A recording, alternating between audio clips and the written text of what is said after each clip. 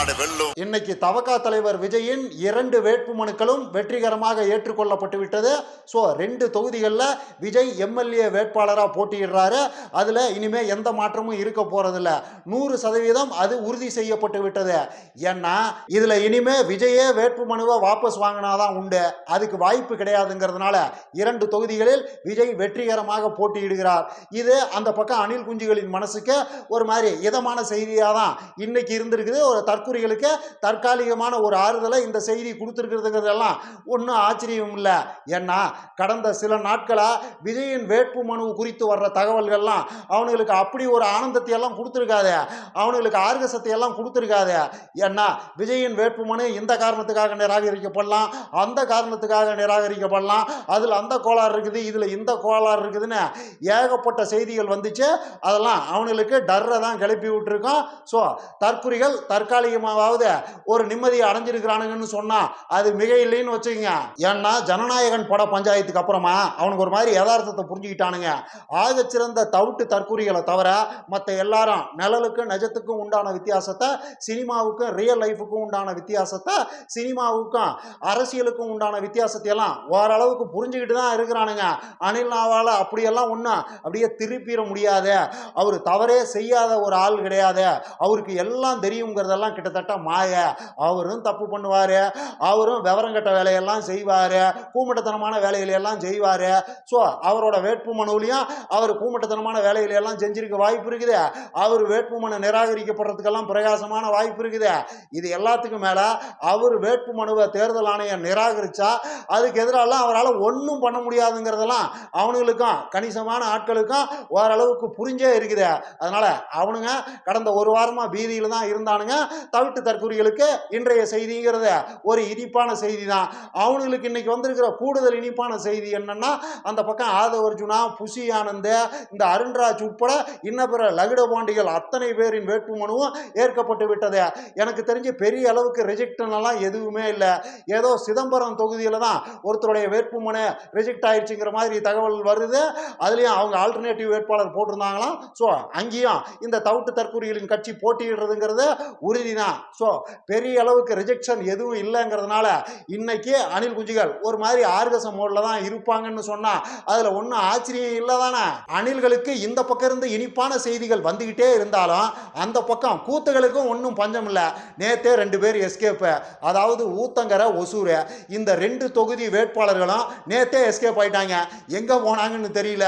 எதுவும் மப்படிச்சுட்டு மல்லாந்துட்டாங்களா, இல்லை யாராவது ஊற்றி கொடுத்து ஊட்டி விட்டாங்களா, இல்லை யாரும் விலை கொடுத்து வாங்கிட்டாங்களா, இல்லை அவங்களே வேற எதுவும் நினச்சிக்கிட்டு வேட்புமனுவை தாக்கல் பண்ணலையா என்னன்னு தெரியல.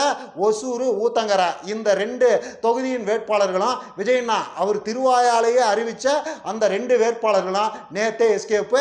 ஒருவேளை விஜயண்ணா முதலமைச்சர் ஆகணும்னா அவர் போய் தானே வேட்புமனுவை தாக்கல் பண்ணனா, நாம என்ன கூந்தலுக்கு விஜய்க்காக வேட்புமனுவை தாக்கல் பண்ணனா? அதெல்லாம் தளபதி இருந்த இடத்துல இருந்தே பனையூர்ல இருந்தே எல்லாத்தையும் பண்ணிடுவாருன்னு நம்பிக்கிட்டு வீட்டு கதவை இழுத்து பூட்டி வீட்டுக்குள்ளேயே படுத்துக்கிட்டாங்களா என்னன்னு நமக்கு தெரியாது. 2 பேர் எஸ்கேப்பு. அவங்க கடைசி வரைக்கும் வேட்புமனுவை தாக்கல் பண்ணவே இல்லை. இதை கொஞ்சம் ஏர்லியராகவே மோப்பம் பிடிச்சிட்ட அந்த ஏரியா தவிட்டு தற்குறிகள்லாம் இமீடியட்டாக வேற 2 பேர்த்த வேட்பாளராக ஏற்பாடு பண்ணி வேட்புமனுவையும் தாக்கல் பண்ண வச்சுட்டாங்க. அவங்க வேட்புமனு என்னாச்சுன்னு தெரியல. நான் இந்த வீடியோவை எடுத்துக்கிட்டு இருக்கிற இந்த வினாடி வரைக்கும் அவங்களுடைய வேட்புமனுங்கிறது ஏற்கப்பட்டதா என்ன கதையும் தெரியல. ஆனால் அந்த 2 தவிட்டு தற்குறிகளும் எஸ்கேப்பு. இது ஒரு கூத்துனா இன்னைக்கு இன்னொரு கூத்து நடந்திருக்குது. எடப்பாடி வேட்பாளர் எஸ்கேப்பு. அதாவது விஜய்னா தன் திருவாயால எடப்பாடி தொகுதியின் வேட்பாளர் இவர்தான் ஒருத்தர் அறிவிச்சார்ல, அவரு இன்னைக்கு எஸ்கேப் ஆயிட்டாரு. வேட்பு மனுவை பரிசீலனை பண்ற அந்த ஆபீஸுக்குள்ள போனவர் அப்படியே போயிட்டாரு. வெளியே நின்ன தற்குறிகள்லாம் பொங்கி தள்ளுறானுங்க. ஒரு 7-8 தற்குறிகள் அந்த ஆபீஸுக்கு வெளியே நின்றுக்கிட்டு சீர்றானுங்க, சீர்னு சீர்றானுங்க. எங்க போனா அந்த தவிட்டு தற்குறி? அவன் எங்களை எல்லாம் நம்ப வச்சு ஏமாத்திட்டான், அவன் உள்ளதான் இருக்கிறான், நாங்க போய் பார்த்தே ஆகணும் விடுங்கன்னு போலீஸ்காரங்க கிட்ட பெரிய பஞ்சாயத்து. அவன் உள்ள இல்லையா, அந்த ஆள் எங்கேயோ எஸ்கேப் ஆயிட்டாயா, என்ன கதைன்னு தெரியல அப்படின்னு போலீஸார் சமாதானப்படுத்தினாலும் அடங்கலை. அங்கே கிட்டத்தட்ட சின்னதாக ஒரு கைகலப்பெல்லாம் நடந்திருக்குது. இதில் இன்ட்ரெஸ்டிங்கான விஷயம் என்னன்னா, அவரு யாரு, அந்த வேட்பாளர் ஒரு மெசேஜை தன் நண்பருக்கு செல்போனுக்கு போட்டுட்டு தான் போயிருக்கிறாரு. இந்த பார்ப்பா தம்பிகளா, என் வேட்புமனு கண்டிப்பாக நிராகரிக்கப்பட்டான், அதனால என்னை யாரும் தேட வேண்டாம், மீண்டும் நல்ல சந்தர்ப்பத்தில் சந்திப்போம். இது லைன் டேட் சிறப், நீயா நானா நிகழ்ச்சியில் கலந்து கொண்ட அனைவருக்கும் கோபிநாத்தின் நெஞ்சார்ந்த நன்றிகள். டாடா பாய் பாய்னு அவர் போயிட்டாரு. அப்படி ஒரு மெசேஜை போட்டுட்டு தான் போயிருக்கிறாரு.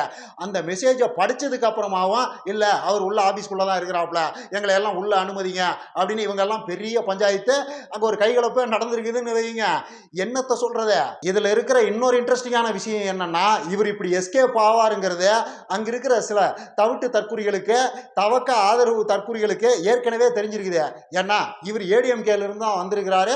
எடப்பாடி அவரோட தீவிர ஆதரவாளராம். அது மட்டும் இல்லாம ஏடிஎம்கே சார்பா ரட்டளையில் நின்று கவுன்சிலரெல்லாம் இருந்திருக்கிறாரு.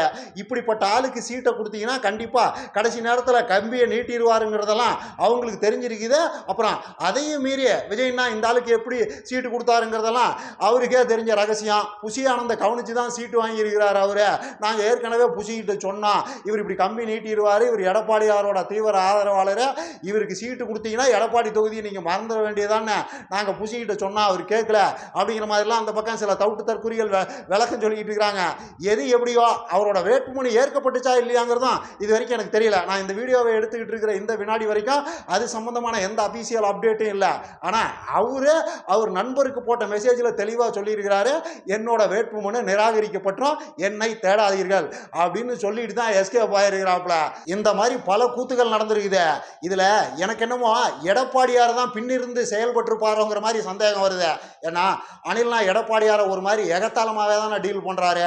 இரு உனக்கு நான் யாருன்னு காட்டுறேன், என்னை வா ஆட்டத்தில் இல்லாத ஆள்னு சொல்ற தமிழ்நாட்டோட பிரதான எதிர்கட்சி தலைவரான என்ன ஆட்டத்திலேயே இல்லைங்கிறியா? நீ அவ்வளவு பெரிய புடுங்கியா, அவ்வளவு பெரிய கூந்தலானா? இருப்பா உனக்கு நான் யாருன்னு காட்டுறேன். எடப்பாடியில் நீ கேண்டிடேட் போடுவதானா? எப்படி விசில்ஸ் அங்கே போட்டியிடுதுன்னு நானும் பார்க்குறேன்னு எடப்பாடியார் தான் இதை பிளான் பண்ணி அடிச்சிருப்பாரா என்னன்னு நமக்கு தெரியாது. இந்த கூத்துக்கள்லாம் இத்தோட நிற்குமா இல்லை இன்னும் நீடிக்குமான்னு தெரியல. அநேகமாக அடுத்து வரும் நாட்களில் சில வேட்பாளர்கள், விஜயின் வேட்பாளர்கள் பாலி, பேங்காக் மாதிரியான பேரின்ப புரிகளிலிருந்து வீடியோ போட்டாலும் ஒன்றும் ஆச்சரியப்படுறதுக்கு இல்லைங்கிற மாதிரி தான் எனக்கு தோணுது. ஏன்னா இதெல்லாம் என்ன கணக்கு, யாரு என்ன கணக்குன்னே தெரியாம தான் அனில்னா சீட்டு கொடுத்துருக்கிறாரு. எப்படியாவது அதிபராகணும், எப்படியாவது தமிழ்நாட்டை ஆட்டையை போட்டணுங்கிற அந்த வெறியில யாரு என்ன ஏது எங்கிருந்து வர்றாங்க, இவங்கெல்லாம் எப்படிப்பட்ட ஆளுக, அதிமுக ஆதரவாளர்களா, கடைசி நேரத்தில் கம்பியை நீட்டிடுவாங்களா, திமுக ஆதரவாளர்களா, கடைசி நேரத்தில் நம்மளை தெருவில் நிறுத்திடுவாங்களா, என்ன கணக்குன்னு தெரியாதையே எல்லாம் வர்றவங்க போறவங்களுக்கெல்லாம் சீட்டு கொடுத்துருக்காப்புல. ஸோ பேரின்பபுரிக்கு போனாலும் ஆச்சரியம் இல்லைங்கிறேன். பேங்காக், பாலி மாதிரியான பேரின்பபுரிகள் இருந்து அடுத்து வரும் நாட்களில் அனில் ஆதரவாளர்கள், அனில் வேட்பாளர்கள் வீடியோ போட்டாலும் அதில் ஒன்றும் ஆச்சரியம் இல்லைன்னு தான் நான் நினைக்கிறேன். பார்க்கலாம் என்ன நடக்குதுன்னு. அப்புறம் இந்த TN 2026ன்னு ஒரு படத்தோட டீசர் ஒன்று போன வாரம் ரிலீஸ் ஆச்சு. அதுக்கு எதிராக அனில் குஞ்சுகள்லாம் அப்படி பொங்கி இருந்தானுங்க. ஆதவ அர்ஜுனாவும் அதுக்கு ரியாக்ட் பண்ணியிருந்தாரு. இது எங்கள் தலைவரை ஓட்டுற மாதிரியான படம், இதுக்கு பின்னாடி திமுக தான் இருக்குது, இந்த படத்தை எடுத்ததே திமுக தான், திமுகவின் சதி இந்த படத்தில் இருக்குது, இந்த படம் எப்படி ரிலீஸ் ஆகும்னு நாங்களும் பார்த்துடுறோம், ரிலீஸ் ஆச்சுன்னா வேற மாதிரியான சம்பவங்கள்லாம் நடக்கும், இந்த படம் மட்டும் எப்படி இப்போ ரிலீஸ் ஆகுது அப்படிங்கிற மாதிரி ஏகப்பட்ட விஷயங்களை சொல்லியிருந்தாரு. ஆதவ் இப்படி சொல்லலன்னா தான் ஆச்சரியம். ஏன்னா விஜய்க்கு வேர்க்கூறு வந்தாலும் அதுக்கும் திமுக தான் காரணம்னு தான் இவங்க சொல்லுவாங்க. அதை அனில் குஞ்சுகள் அப்படியே நம்புவானுங்க. யோ வெயில் காலத்தில் வேர்க்கூறு வரதெல்லாம் இயல்பான விஷயம் யா, என்னையா இது கன்றாவின்னு யார் போய் இந்த விளக்கணைகள்ட்ட எல்லாம் எடுத்து சொல்றது? அவன் சொன்னாலும் இவங்க எல்லாம் ஏற்றுக்குவாங்களா என்ன? அது ஒரு பக்கம் இருக்கட்டும். இதை தாண்டி அந்த TN 2026 டீசரை நானும் பார்த்தேன். அதில் விஜய்னாவை ஓட்டுற மாதிரியான சீன்கள் இருக்குதான்னு கேட்டிங்கன்னா கண்டிப்பாக இருக்குது தான். ஆனால் அதில் அது மட்டும் இல்லை, ஏன் நடிகை நாடாள கூடாதா அப்படிங்கிற மாதிரியான வசனங்களும் அதில் இருக்குது. ஸோ இதையெல்லாம் வச்சு பார்க்கும்போது அது கம்ப்ளீட்டான ஒரு ஸ்பூஃப் மூவியாக இருக்கிறதுக்கெல்லாம் வாய்ப்பு இல்லைங்கிற மாதிரி தான் எனக்கு தோணுது. அதையே தான் அந்த படக்குழுவும் சொல்லுது. படத்தை பார்த்துட்டு பேசுங்க, அவசரப்பட்டு யாரும் எந்த வார்த்தையும் விட வேண்டாம், யாரும் எந்த முடிவுக்கும் வந்துட வேண்டாம், படம் வரட்டும் பார்த்துட்டு பேசுங்க அப்படின்னு தான் அந்த படக்குழுவும் சொல்லுது. எனக்கும் அப்படி தான் தோணுது.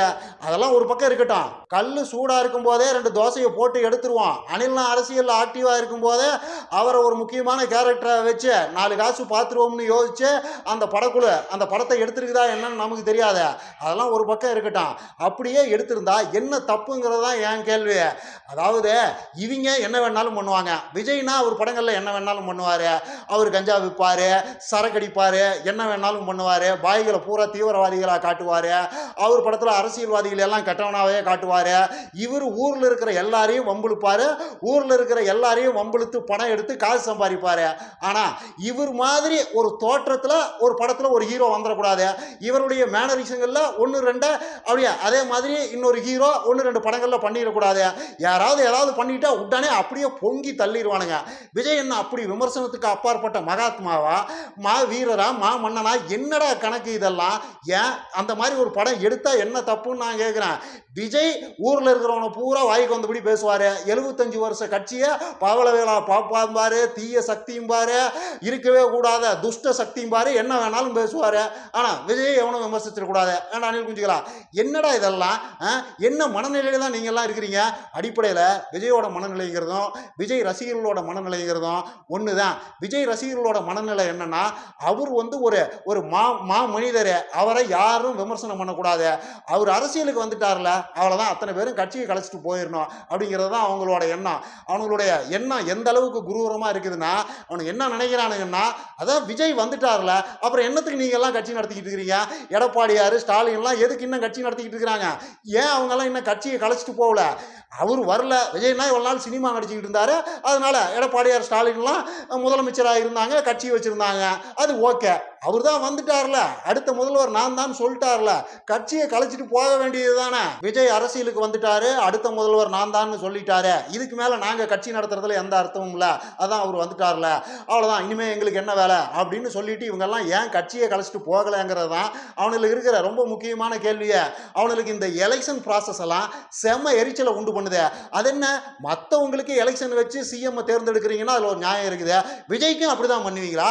அவர் சொல்லிட்டார்ல, அவர் முதலமைச்சர்னு சொன்னால் நேராக கூப்பிட்டு போய் முதலமைச்சர் சேரில் உட்கார வைக்கணும், அதுதானே முறை. அது என்ன, மற்றவங்களுக்கு மாதிரியே இவருக்கும் எலெக்ஷன் நடத்துவீங்க, எலெக்ஷனில் இவர் போட்டி போடணும், 234 கேண்டிடேட்டை போடணும், அதில் 118 பேராவது குறைஞ்சபட்சம் ஜெயிச்சு அவங்க ஆதரவு கொடுக்கணும், அதுக்கப்புறமா தான் முதலமைச்சர் ஆகணுமா விஜய்னா? என்ன இது அநியாயம் அப்படிங்கிற மோட்லேயே தான் சுற்றிட்டு திரியானுங்க. விஜயம் கிட்டத்தட்ட இந்த மனநிலையில தான் இருக்கிறாரு. தமிழ்நாடே நான் தான் தமிழ்நாடு, என்ன அவமானப்படுத்தினீங்கன்னா அது தமிழ்நாட்டையே அவமானப்படுத்துற மாதிரி, எனக்கு எதுவும் தெரியாதுன்னு சொன்னீங்கன்னா அது தமிழ்நாட்டுக்கே எதுவும் தெரியாதுன்னு சொல்ற மாதிரி அப்படின்லாம் விஜய் பேசுறாருல. எல்லாம் இந்த நினைப்புல தான், மா மன்னர், மகாராஜா, மா மனிதர் அப்படிங்கிற நினைப்புல தான். ஆக்சுவலா இந்த வியாதி இருக்குதுல்ல, இந்த திமிர்த்தனம் இருக்குதுல்ல, இந்த மமதை இருக்குதுல்ல, இந்த தெனாவிட்டு இருக்குதுல்ல, இவங்களுக்கெல்லாம் இருக்கிற இந்த வெத்து வேட்டு விஜய்க்கும் அவரின் ஆதரவாளர்களுக்கும் இருக்கிற இந்த திமிரு, தெனாவெட்டு, மமதை இதெல்லாம் குணப்படுத்தவே முடியாத வியாதியெல்லாம் ஒன்றும் கிடையாது. இதெல்லாம் எளிதில் குணமாகக்கூடிய வியாதி தான். இதுக்கே சிம்பிளாக ஒரு மருந்து இருக்குது. வர்ற எலெக்ஷனில் சிம்பிளான ஒரு தோல்வியை தமிழ்நாட்டு மக்களுக்கு கொடுத்தாங்கன்னா இந்த வியாதி இமீடியட்டாக குணமாயிரும். அவங்க அடுத்த நாளே நார்மல் ஆயிடுவானுங்க. விஜயும் நார்மல் ஆயிடுவார், அவரின் ஆதரவு அணில் குஞ்சுகளும் அடுத்த நாளே நார்மல் ஆயிடுவானுங்க. அதுக்கு தமிழ்நாட்டு மக்கள் செய்ய வேண்டியது ஒன்றே ஒன்று தான், இந்த கும்பலுக்கு சிறப்பான ஒரு தோல்வியை கொடுக்கணும். நான் எப்பயும் சொல்ற மாதிரியே அது விஜயின் கெரியரோட உச்சபட்ச தோல்வியாக இருந்தால் இன்னும் சிறப்பு. அதை கொடுத்தாங்கன்னா இந்த வியாதி எளிதில் குணமாயிரும். இந்த மமதையெல்லாம் இமீடியட்டாக ஒரு முடிவுக்கு வந்துடும். கொடுப்பாங்களா? கொடுப்பாங்கன்னு நம்புவோம். இன்னும் நிறைய பேசலாம். லைக் பண்ணுங்கள், ஷேர் பண்ணுங்கள், கமெண்ட் பண்ணுங்கள், மறக்காமல் சப்ஸ்கிரைப் பண்ணிடுங்க.